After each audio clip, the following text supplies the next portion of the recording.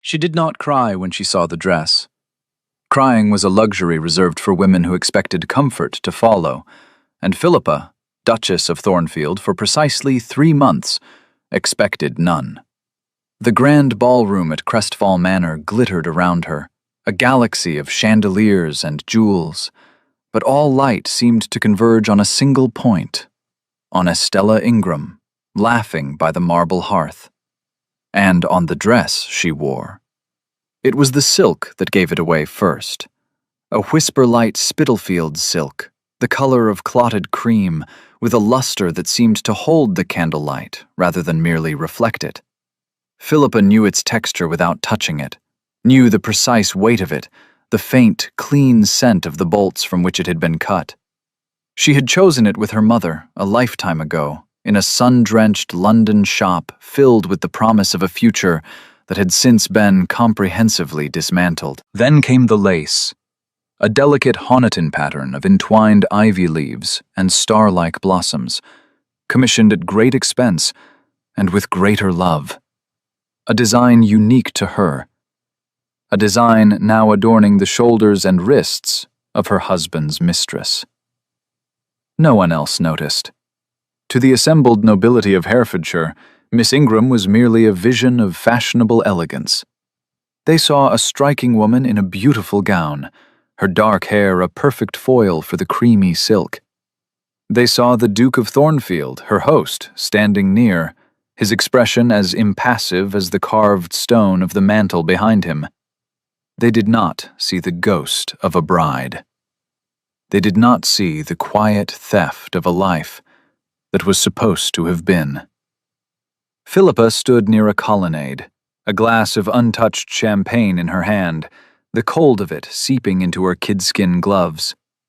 She had been speaking to a local baronet about the miserable state of the roads, her mind half engaged, her posture a study in ducal composure, but the sight of the dress had severed the thread of conversation, of thought, of everything but a cold, clarifying shock.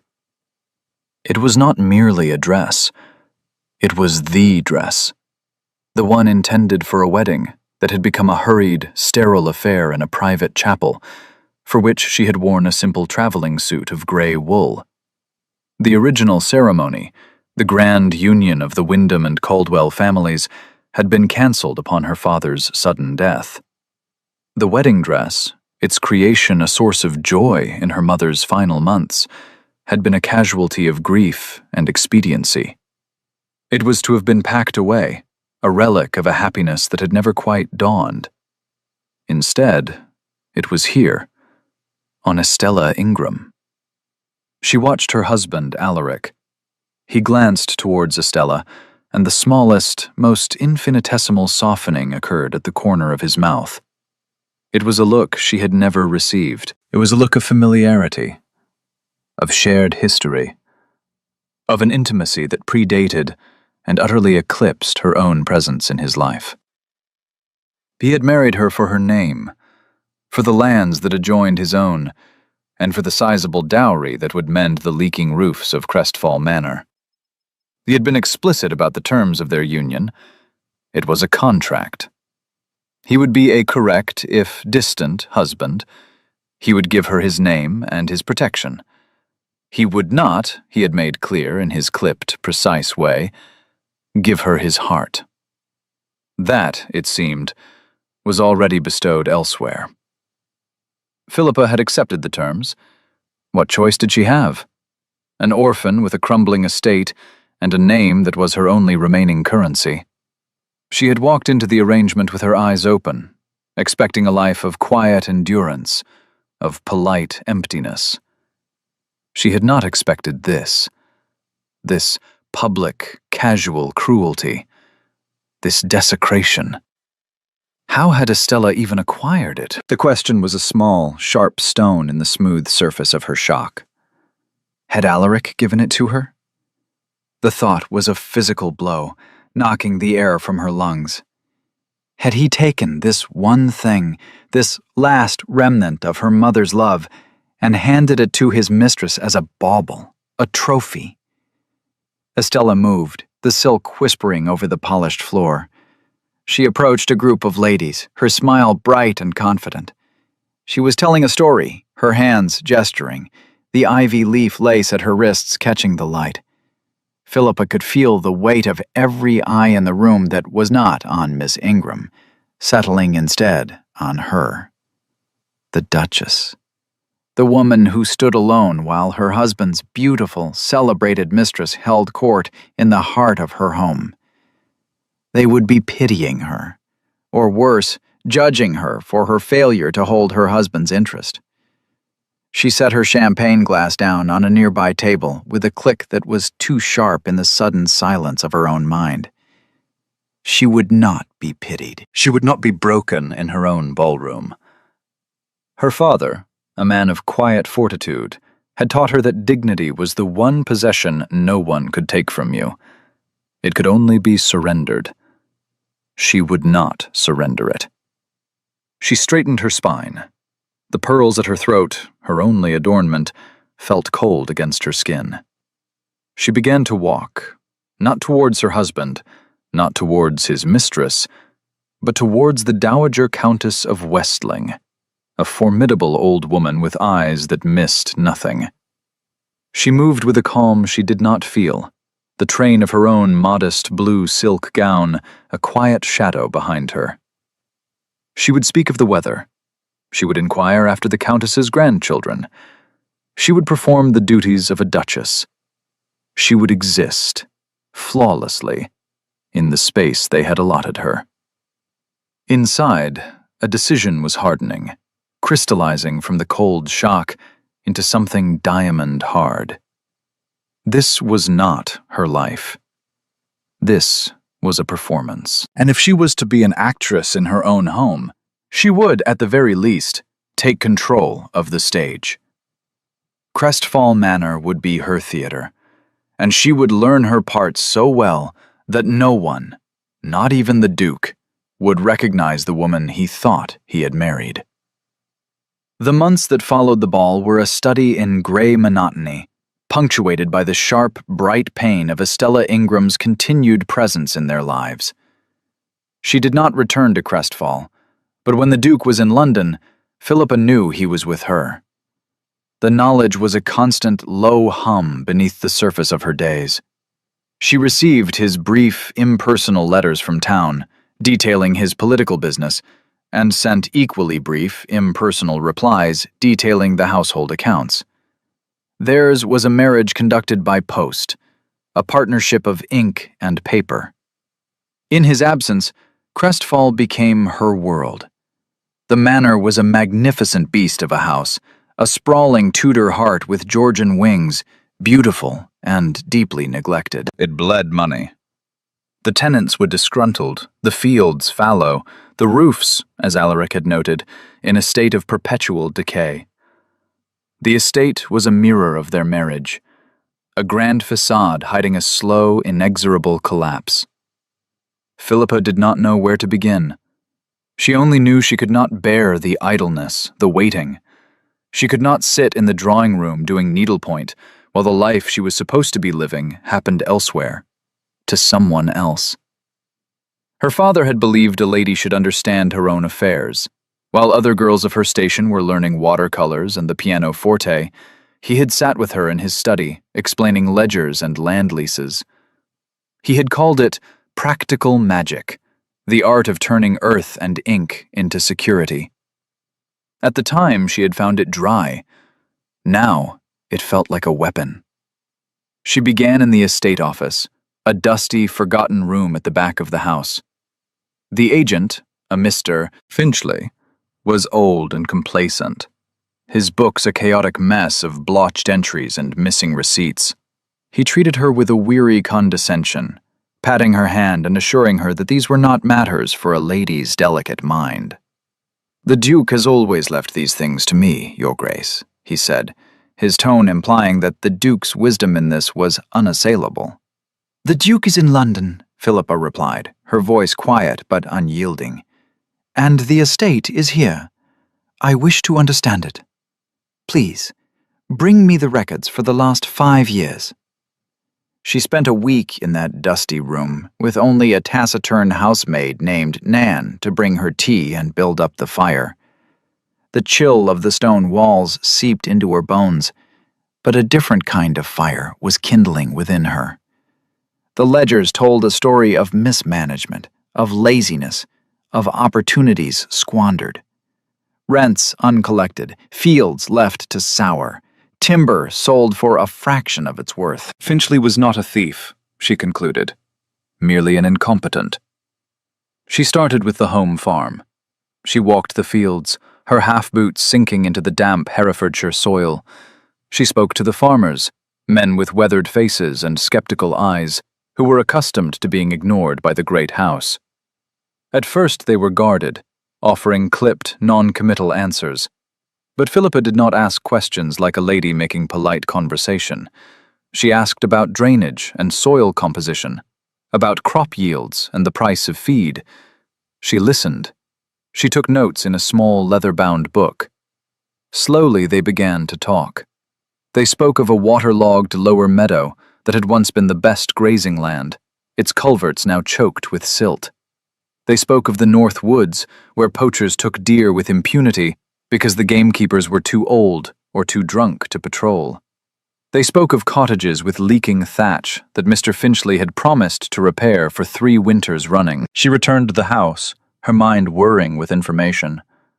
She spent her evenings in the vast, cold library, not with novels, but with books on agriculture and estate law she'd had sent from London.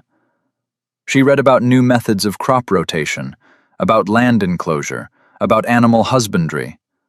The language was dense, technical, but it was a language of solutions, of order, of possibility. It was the opposite of the chaotic, emotional turmoil of her marriage. Here, in these pages, was a world that made sense. A problem identified could be a problem solved. She drew up a plan. It was modest at first. She hired a new, younger gamekeeper. She used a portion of her own dowry, the part Alaric had not yet requisitioned for the main roof, to pay a team of local men to clear the culverts in the lower meadow. She personally oversaw the purchase of new breeding stock for the sheep, choosing a hardy local breed over the fashionable but delicate merino the old agent had favored. Mr. Finchley was aghast. He wrote to the Duke, long, rambling letters full of veiled complaints about the Duchess's interference.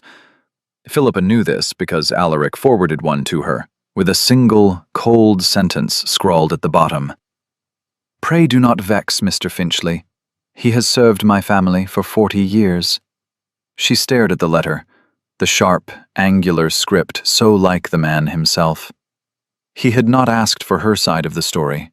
He had not inquired as to her reasoning. He had simply issued a command from on high, siding with the incompetent man who was running his birthright into the ground. For a moment, the old despair threatened to surface. The futility of it all. What was she doing? Playing at being a duchess in an empty house, while her husband amused himself in London and dismissed her efforts with the flick of a pen? But then, the anger returned. Not a hot, useless fury, but a cold, clear resolve. He had called their marriage a contract. Very well, her part of the contract was to be the Duchess of Thornfield. And the Duchess of Thornfield, as she understood it, was the custodian of this land, this house, these people. She was upholding her end of the bargain. He could not fault her for that. She wrote back to him, her own handwriting a neat, precise counterpoint to his slashings. Mr. Finchley is a loyal servant, that his methods are outdated. The estate is losing money it cannot afford to lose. I am merely ensuring the viability of your assets, Your Grace. It is, I believe, my duty. She did not wait for a reply. She dismissed Mr. Finchley, giving him a generous pension and a cottage on the edge of the estate. He left in a cloud of aggrieved dignity. In his place, she hired a younger man from Shropshire, a Mr. Sorrel, whose letters of recommendation spoke of intelligence, diligence, and a forward-thinking approach to agriculture. Mr. Sorrel was a quiet, serious man, with honest eyes and work-roughened hands. He did not treat her like a fragile lady or a meddling fool. He treated her like an employer. He listened to her ideas, offered his own, and debated points of strategy with a refreshing directness. Together they pored over maps and ledgers, planning the restoration of Crestfall not in terms of months, but of years. A 5-year plan, a 10-year plan.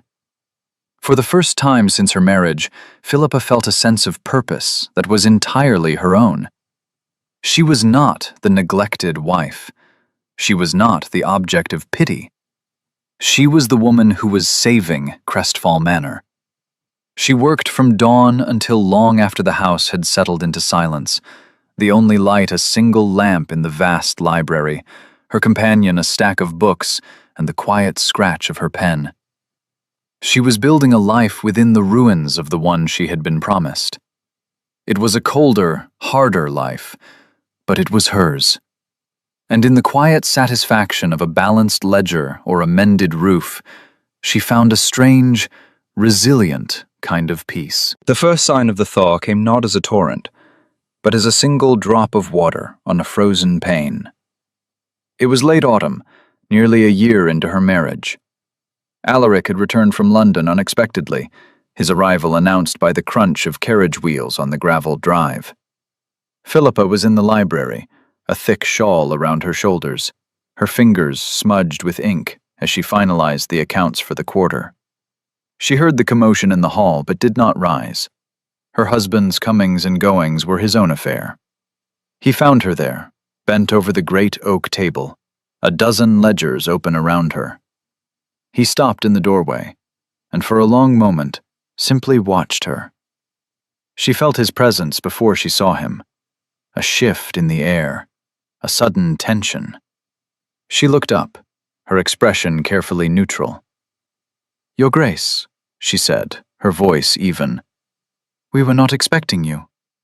"Evidently," he replied. His eyes scanned the table, taking in the sea of paper, the neat columns of figures, the maps marked with her precise script. He looked different. Thinner, perhaps. A new line of strain was etched between his brows. "Mrs. Finch tells me you spend all your time in here. I had assumed she meant with novels."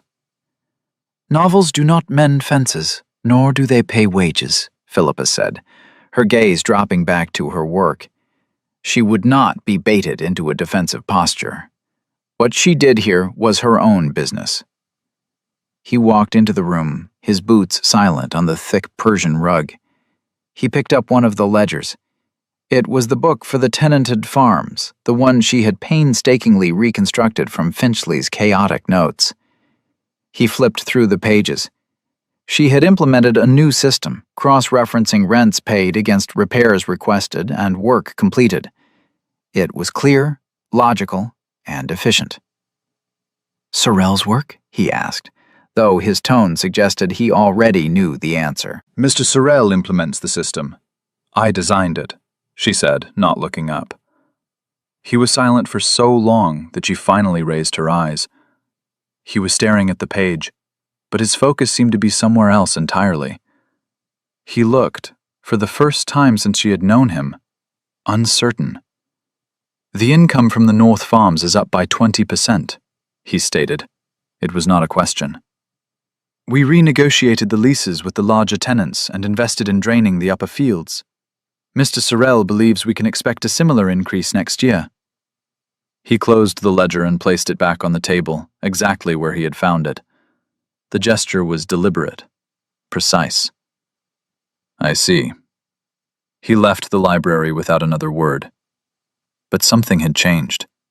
The letter of dismissal he had surely come to deliver to Mr. Sorrel remained unwritten.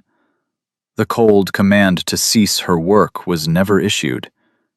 He did not approve, not yet. But he did not interfere. It was the first concession he had ever made to her. A small, unclaimed territory of respect. Over the next few months, he began to watch her. She would be walking the grounds with Sorrel, discussing the placement of a new hedgerow, and would look up to see him observing them from a window. She would be meeting with a delegation of tenants in the hall, and he would pass through, his pace slowing, his head inclined as if to catch their words. He said nothing, but he saw. He saw the cottages with sound roofs and freshly limed walls. He saw the fatter cattle in the newly green water meadows. He heard the change in the tenants' tone when they spoke of the Duchess, a grudging respect that was warming into genuine loyalty. This was not the ornamental, biddable girl he had married. This was a stranger wearing his wife's face. The true turning point, however, came with the winter storms. A brutal spell of weather swept in from the Welsh mountains, bringing with it days of relentless, freezing rain. The River Lug, which bordered the estate's western edge, began to swell. Philippa and Sorel had spent weeks preparing, reinforcing the old levees and clearing debris from the waterways, but the sheer volume of water was unprecedented. One night, the river broke its banks. A torrent of muddy water surged across the low-lying fields, threatening the village of Crestfall-on-Lug, where most of the estate workers lived. Word reached the manor just after midnight, a frantic groom hammering on the great oak door. Philippa was awake instantly. She dressed in practical woolens and sturdy boots, her mind already racing through contingency plans. When she came downstairs, she found Alaric in the hall, shrugging on a heavy oilskin coat. He looked at her, his expression grim. "This is no place for you," he said. It was the old, dismissive tone. "Go back to bed. I will handle it." "Those are my people out there as well as yours," she retorted, her chin lifting. "And I know every family, every cottage, and every path in that village. Do you?" He had no answer to that. The truth of her words hung in the air between them. He was the Duke, the owner of all he surveyed, but he was a stranger to his own lands. She was the one who had walked them, who had listened, who knew. They rode out together into the storm, a small party of men following with lanterns and ropes. The scene in the village was one of chaos and terror. The water was waist-deep in the lower lanes, swirling with debris. Families were trapped in their cottages, their panicked shouts barely audible over the roar of the flood. Alaric was a man of action. He began organizing the evacuation, his voice a calm, authoritative command in the darkness. But it was Philippa who directed the efforts. "The widow Maeve's cottage will go first. Her roof is the weakest," she'd call out. "Take the boat to the weaver's house. His wife is with child. Mr. Sorrel, the north bank is holding for now. We can move people to the church." She moved through the cold, swirling water without hesitation, her face lashed by rain, her skirts heavy with mud. She helped carry children to safety, reassured frightened women, and directed the men to the most vulnerable spots. Alaric found himself watching her again, but this time with a raw, undisguised astonishment. He saw not a duchess, not a lady, but a leader. She was fearless, competent, and possessed of a quiet, unshakable strength he had never suspected. By dawn, the worst was over. The rain had eased, and the floodwaters began to recede. Every villager was accounted for, huddled in the relative safety of the church and the manor's great hall. Philippa stood on the crest of a small hill, looking down at the devastation. She was soaked to the bone, shivering with cold and exhaustion, but her eyes were clear. Alaric came to stand beside her. He had a flask of brandy in his hand and a blanket over his arm. He didn't speak, just draped the thick wool over her shoulders and handed her the flask. She took a sip, the fiery liquid a welcome shock to her system. They stood in silence for a long time, watching the gray morning light reveal the extent of the damage. The landscape was a ruin of mud and water. "It will take years to recover," she said, her voice rough with fatigue. "We will recover," he said. And the word "we" was new. It was not the royal we of a duke, but the shared pronoun of a partnership. He looked at her, and for the first time, His eyes were stripped of their cold defenses. He was looking at her, at Philippa, and what he saw there seemed to shake him to his core. "You saved them," he said, his voice quiet. "I give orders. You knew what to do." It was not a compliment. It was a statement of fact, a confession of his own blindness. And in that moment, standing in the cold dawn amidst the wreckage of his estate, Philippa felt the first tentative flicker of something she had long believed to be extinguished. It was not hope, not yet. It was something far more fragile. It was a possibility. The possibility that the man beside her might one day be worth the trouble of knowing. The aftermath of the flood became the new foundation of their marriage. The shared crisis had stripped away the layers of polite artifice, leaving them with a raw, unspoken truth. Crestfall needed them both. The work of rebuilding was immense, and for the first time, Alaric did not retreat to London. He stayed. He began to join her in the library in the evenings. At first, he would sit in a wing-back chair by the fire, ostensibly reading a political journal, while she worked at the great table. But his eyes were rarely on the page. He watched her, watched the way her brow furrowed in concentration, the decisive tap of her pen as she made a note. Then he started asking questions. "Sorel mentioned a plan for a new levy system. Show me," he said one evening, his voice startling her out of her calculations. She hesitated, then unrolled the surveyor's maps. She explained her proposal, a more ambitious system of embankments and spillways, pointing out the weaknesses in the old design. He listened intently, his gaze sharp and focused. He asked technical questions, challenging her assumptions, forcing her to defend her logic. It was not an interrogation, but a debate between equals. He saw a flaw in her plan for the southern sluice gate and proposed an alternative that was demonstrably better. She conceded the point without argument. That night, for the first time, he pulled a chair up to the table and worked beside her, his own notes on engineering filling the page next to her financial projections. The silence between them was no longer a void of distance, but a comfortable space of shared purpose. The library, once her solitary sanctuary, became their joint headquarters. He learned the names of his tenants. He rode out with Sorel to inspect the damage firsthand, and when he spoke to the farmers, he listened to their answers. He saw the respect they afforded Philippa, the way they deferred to her judgment. He began to understand that her authority was not derived from her title, but earned through her actions. He never spoke of Estella Ingram. Her name was a ghost that lingered in the London house, but it did not follow him to Crestfall. He burned the invitations that arrived from town, tossing them into the library fire without comment. Philippa watched the embossed cards curl and blacken, the names of hostesses she would never meet turning to ash.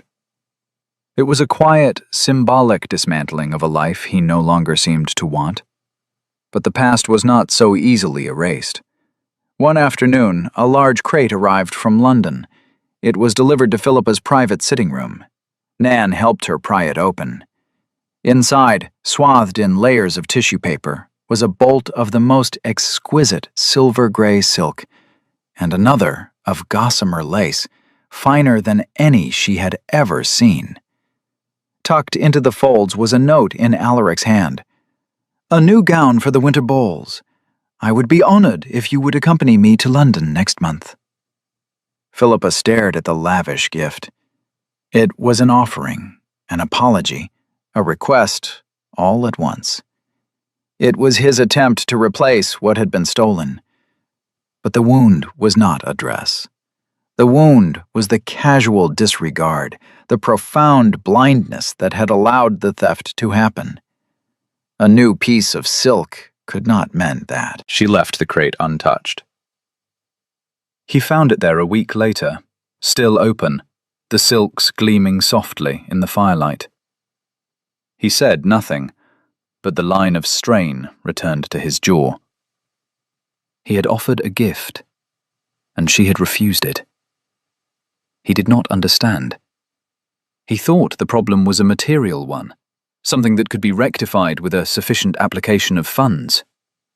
He did not yet grasp that the currency between them was not money, but trust. And his account was deeply overdrawn. The tension between them grew, a taut, invisible wire. The easy companionship of their work faltered. He became formal again, retreating behind the ducal mask. He felt rebuffed, his gesture of peace thrown back in his face. She felt misunderstood, her pain trivialized into a matter of fabric and thread. The breaking point came with the news of her father's estate. The final settlement of his debts had been a long and complicated process, and the news from her solicitor was grim. After everything was paid, there was almost nothing left. The Caldwell name was intact, but the fortune that had propped it up was gone. Her dowry, the very thing that had made her a suitable match for a duke, had been the last of it. She was, for all intents and purposes, penniless. She received the letter in the morning and said nothing. She carried the knowledge with her all day, a cold, heavy stone in her stomach. It confirmed her deepest fear. Her only value to him had been her fortune. Now that it was gone, what was she? A barren wife, a woman he had never wanted, with no assets to her name but a title. That evening, he found her again in the library. She was not working. She was standing by the window, staring out at the rain-lashing darkness, her arms wrapped around herself. "Philippa?" he said. He had never used her given name before. It sounded strange, foreign, in the quiet room. "My father's estate is settled," she said, her voice flat, devoid of emotion. "The solicitors have informed me there is nothing left. The dowry you received was the last of it." She turned to face him, her eyes dark in her pale face.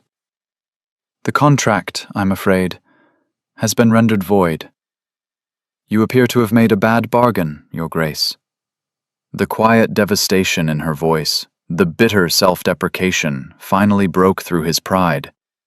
He saw her then, not as a duchess, not as an estate manager, but as a woman who believed herself to be worthless, a woman he had made to feel worthless. "A bad bargain?" he repeated, his voice hoarse. He crossed the room in 3 long strides, stopping just before her. He looked down at her, and his face was a mask of self-reproach.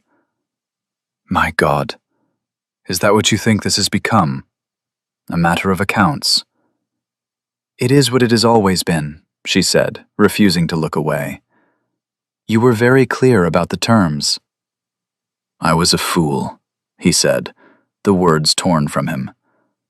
"I was a blind, arrogant fool. Do you think I have not seen what you have done here?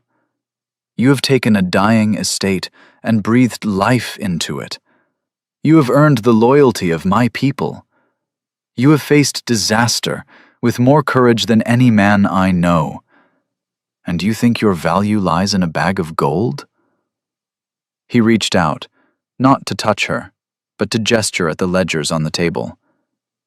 "That is your dowry, your intelligence, your strength. That is the fortune you brought to this house. A fortune I was too stupid to recognize." The raw honesty in his voice was more shocking than any anger would have been. Philippa stared at him, her carefully constructed composure beginning to fracture. "Why?" she whispered. "Why were you like that? The coldness. Her." She could not say Estella's name. She could not speak of the dress. He flinched as if she had struck him. He turned away from her, walking to the fireplace and resting his arm on the mantel, his back to her. When he finally spoke, his voice was low, freighted with a history she had never known. "Before you," he began, "there was someone else. Lady Anne. It was not a contract. I loved her. Or I thought I did. Our families were delighted. The wedding was planned. 2 weeks before the day, she eloped with my cousin. She left a note. It said that she could not bring herself to marry a man who was so emotionally costive, a man whose only passion was for his duties. He fell silent. The only sound was the hiss and crackle of the fire. She was right, he continued, still not looking at her. My father had raised me to be the Duke, to put duty before all else. Feeling was a liability, so I made a policy of it. I resolved never again to be made a fool of by sentiment. I built a fortress around myself, and called it principle. He finally turned to face her, his eyes bleak with a pain that was years old. And then I met Estella. She was uncomplicated. She understood the world as I did, a series of transactions. There was no pretense of love. It was an arrangement of convenience and amusement. It was safe. And me? Philippa's voice was barely audible. You were a duty, he said, the words brutal in their honesty. A suitable match, a means to an end. I married you with the full intention of keeping you at a distance, of never allowing you to breach the walls. I treated you not as a wife, but as an acquisition, and I allowed Estella to humiliate you in this very house. An act of such profound cruelty and disrespect that I can barely speak of it. He finally met her eyes, and all the pride, all the ducal arrogance was gone. He was just a man, laid bare by his own failures. The dress, he said, his voice thick with shame. I never knew about the dress until months later. A slip of the tongue from her maid, overheard by my valet. Estella had arranged it with your former modiste. A bribe, a lie about a change of plans. She wanted to show you, and everyone else, her place in my life. She wanted to break you. He took a step closer, and I, in my damnable blindness, let her. I saw a beautiful woman in a pretty gown. I did not see the weapon she was wielding. I did not see the wound she was inflicting on you, because I was not looking at you, Philippa. I had never truly looked at you at all. He stopped before her, his hands hanging uselessly at his sides. I cannot excuse my actions. They are inexcusable. I can only tell you that the man who made that bargain a year ago no longer exists. You have changed me. You have changed everything. And the thought of you believing for 1 second that your worth is tied to your father's money, it is a dishonor I will not permit. He had offered no easy apology. He had offered something far more difficult. The truth. A full, unvarnished confession of his own profound and damaging folly. Philippa stood in the firelight, the story of his past echoing in the quiet room, and felt the last of her own defenses begin to crumble. The cold, hard shell she had built around her heart had been breached, not by a declaration of love, but by an admission of truth. The truth of his wound, and the truth of the one he had, in his blindness, inflicted upon her. Trust, she knew, was not rebuilt in a moment. It was a slow, painstaking process. Like the rebuilding of the flood-torn levees, one stone at a time. But for the first time, standing before her husband in the quiet library, she felt that the work might be worth undertaking. He had finally seen her, and in doing so, he had finally allowed himself to be seen. The confession in the library was not an end, but a beginning. It cleared the air of ghosts, but it did not magically mend the fractures in the foundation of their marriage. Alaric seemed to understand this. He did not press her for an immediate absolution she could not give. Instead, he began the slow, patient work of earning her trust, not with grand gestures or lavish gifts, but with small, consistent acts of consideration. He started bringing her a cup of tea in the mornings when he knew she had worked late the night before. He would listen, truly listen, when she spoke of her day, asking questions that showed he had retained the details. When a letter arrived from Estella Ingram, he brought it to Philippa, the seal unbroken. "I believe this is for you to read first," he said, placing it on the table beside her. "There can be no more secrets between us." Philippa's fingers trembled slightly as she broke the wax. The letter was what she expected, a mixture of pleading, recrimination, and veiled threats about social ruin. Estella could not comprehend that Alaric's affections had not simply been transferred to another woman, but that his entire way of being in the world had shifted. She was trying to fight a war that was already over, using weapons that no longer had any power. Philippa read the letter, then handed it back to him. "What will you do?" she asked. "What we should have done a year ago," he replied. He walked to the fireplace and dropped the letter into the flames. They watched it burn together. He began to draw her out of her self-imposed isolation at Crestfall. He did not suggest the London season, knowing it held only painful memories. Instead, he proposed a trip to the Lake District, to see the mountains in their autumn colors. It was not a grand tour, but a quiet journey for two. They stayed in modest inns, walked for miles through the fells, and spoke more in those 2 weeks than they had in the entire first year of their marriage. He told her about his childhood, about the immense pressure of being the heir, about his passion for architecture that had been sublimated into the dry duty of managing his inheritance. She, in turn, told him about her parents, about her love for botany, about the quiet, scholarly life she had once imagined for herself. They were two strangers, slowly, cautiously, becoming friends. The physical distance between them began to shrink. One evening, as they sat before the fire in a small inn in Grassmere, he reached across the space between their chairs and took her hand. His touch was hesitant, questioning. She did not pull away. His fingers laced with hers, a silent acknowledgement of a new and fragile connection. Upon their return to Crestfall, the rhythm of their life settled into a new pattern. They were a team. The estate became their shared project, a physical manifestation of the relationship they were building.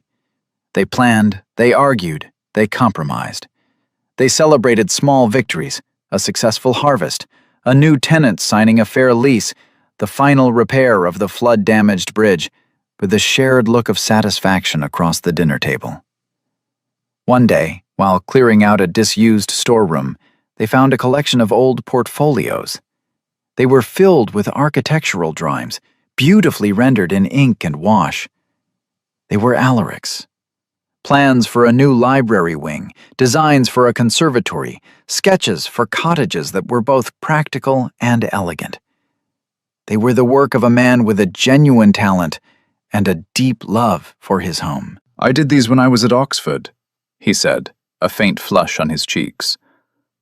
"Before my father convinced me it was an unsuitable pastime for a future duke." Philippa looked from the drawings to her husband. She saw the ghost of the young man he had been, before duty and heartbreak had calcified him.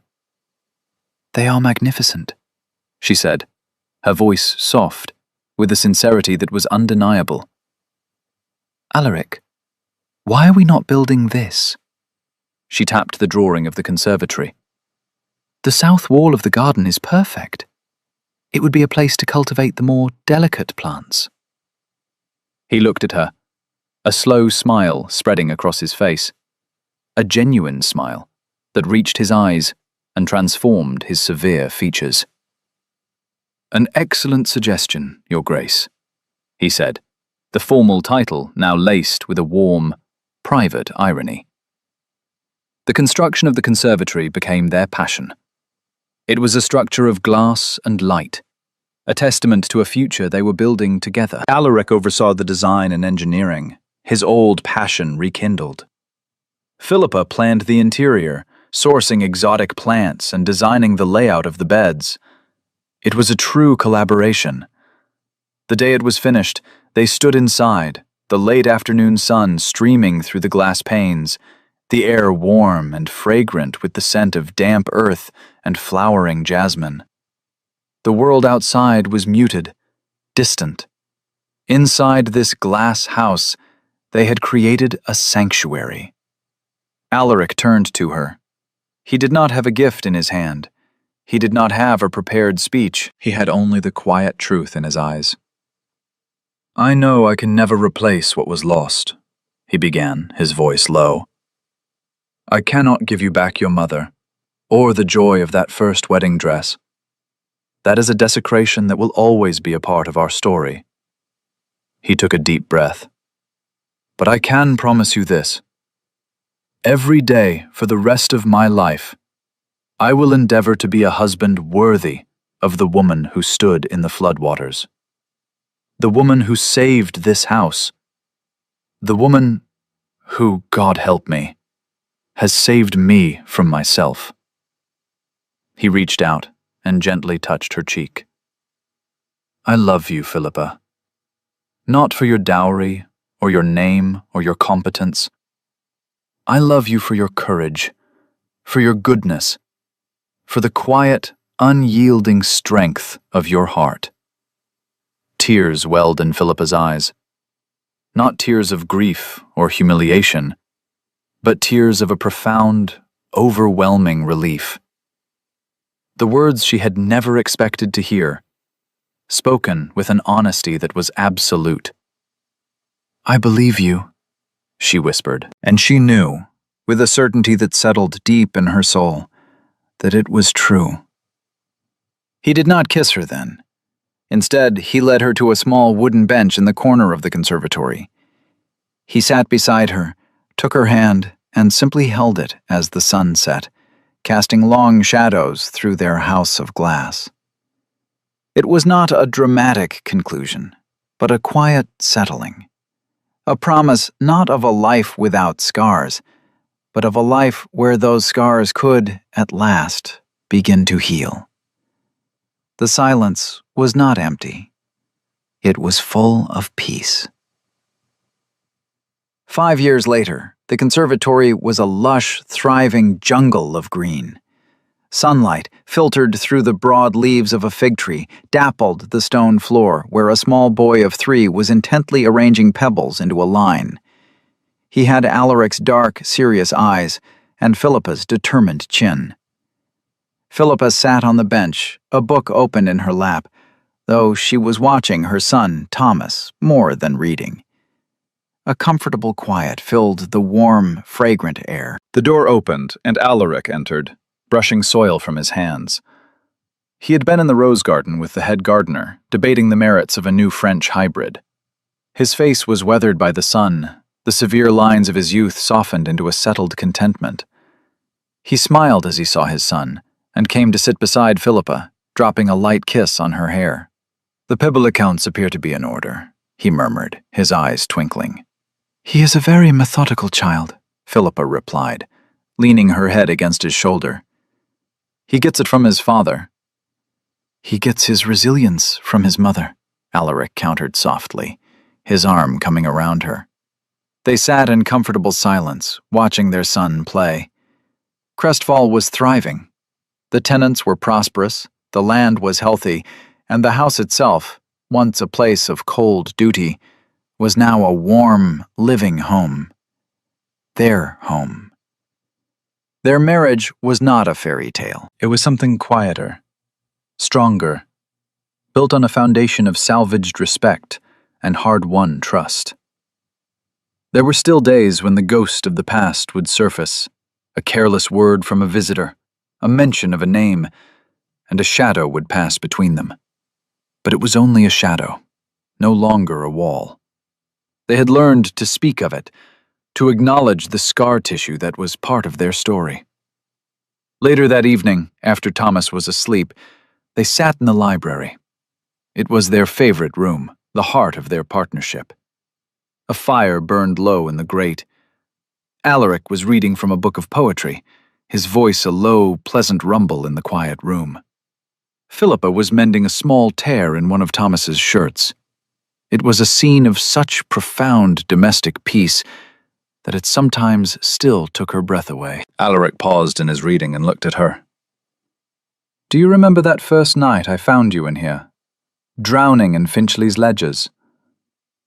"I remember wondering when you were going to dismiss Mr. Sorrel," she said with a small smile. "I almost did," he admitted. "I had the letter half written. I was furious that you had gone against my wishes. But then I saw your handwriting in those books, the clarity of it, the intelligence, and I realized I was not angry at you for your interference. I was angry at myself for not having seen it sooner, for not having seen you." He reached across and took the mending from her hands, setting it aside. He held her hands in his thumb stroking her knuckles. "Thank you, Philippa," he said. "For what?" she asked, puzzled. "For balancing the books?" "No," he said, his gaze serious and full of a deep, abiding love. "For not giving up, on this house, or on me." She brought his hand to her lips and kissed it. "We made a good bargain in the end, Your Grace." He smiled, the smile she had come to cherish, the one that was hers alone. "Indeed we did, my love. Indeed we did." Outside, a soft rain began to fall, pattering against the tall library windows. But inside, there was only warmth, and the quiet, steady light of a love that had been tested by fire and flood, and had, against all odds, endured. The house was safe, the land was healing, and they, at long last, were home.